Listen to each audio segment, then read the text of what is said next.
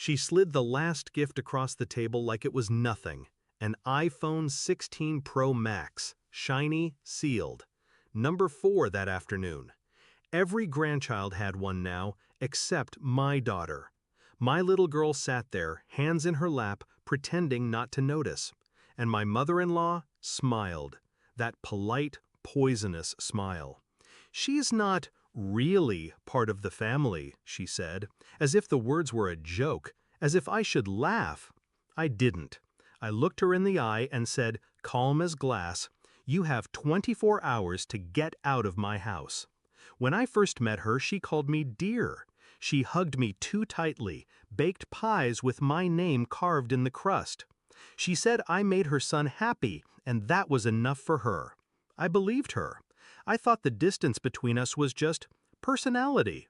She liked control, I liked peace. We could coexist.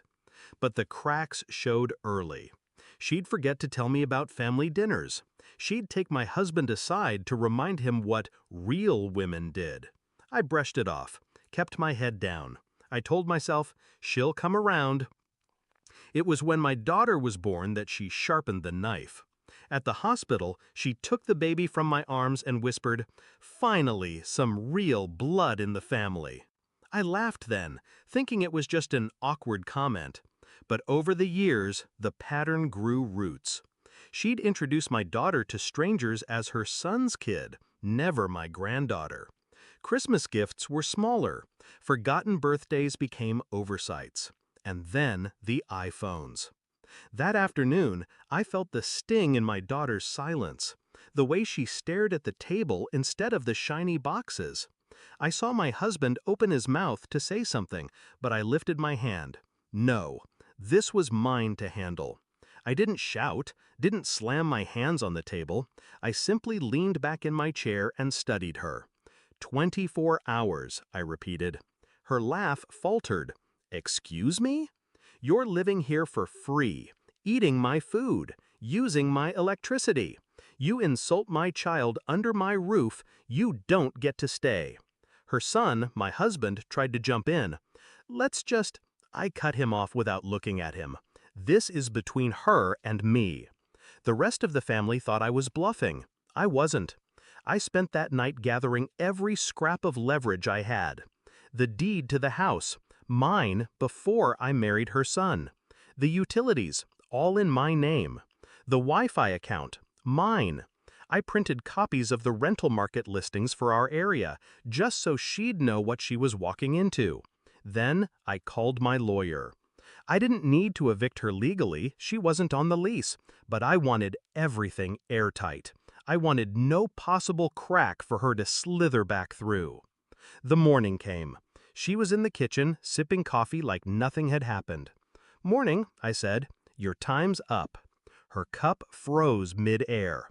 "You can't be serious." I slid the stack of papers across the table. "These say I am." "You're tearing this family apart." I leaned forward. "You did that the second you decided my daughter didn't belong." She tried to rally. "I'm his mother." "And I'm your landlord," I said softly.